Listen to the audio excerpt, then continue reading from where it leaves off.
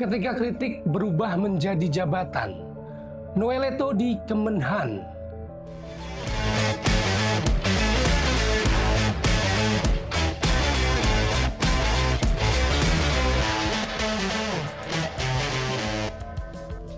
Katanya musuh terbesar seorang idealis bukanlah kegagalan, melainkan kenyamanan kursi jabatan.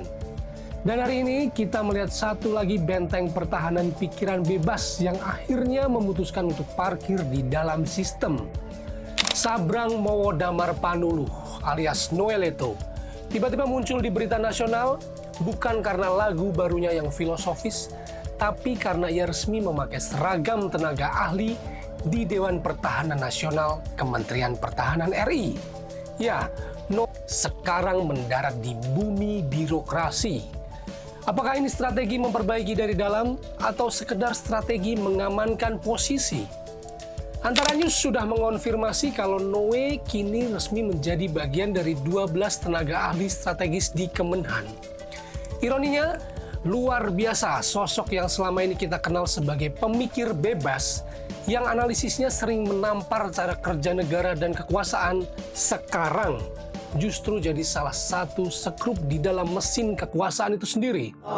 Lucu ya, dulu berdiri gagah di luar pagar mengkritik kebijakan pertahanan, sekarang duduk manis di dalam ruang AC memberi rekomendasi.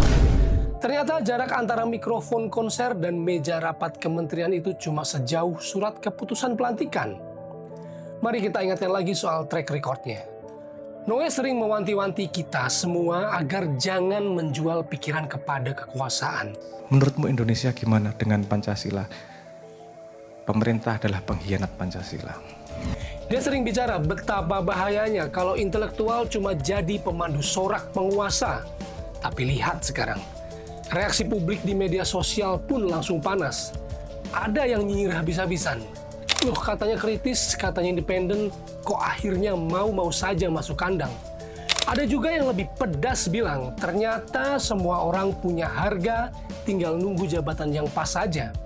Mungkin benar kata orang, kritik paling berisik itu cuma sebenarnya cara untuk mengetuk pintu kekuasaan biar dibukakan dari dalam.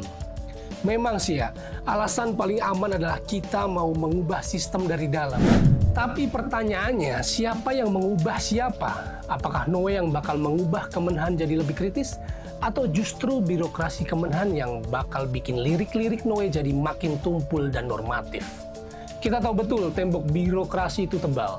Suara sekritis apapun kalau sudah masuk ke mesin kekuasaan, biasanya suara bakal berubah jadi gema yang pelan dan penuh kompromi.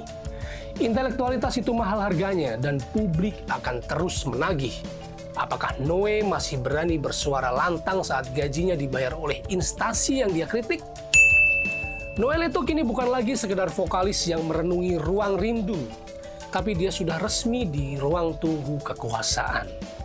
Pertanyaannya sekarang, apakah kita sedang melihat lahirnya seorang pembaharu atau kita sedang menyaksikan penguburan seorang idealis secara perlahan? Jawabannya akan kita lihat dari seberapa berani dia bicara nanti, atau justru dia akan makin sunyi seiring makin tebalnya fasilitas jabatan yang dia nikmati. Terima kasih sudah menonton. Menurut kalian, Noel Leto ini menyeberang demi idealisme atau demi kenyamanan? Tulis komentar nyinyir kalian di bawah. Sampai jumpa di video selanjutnya.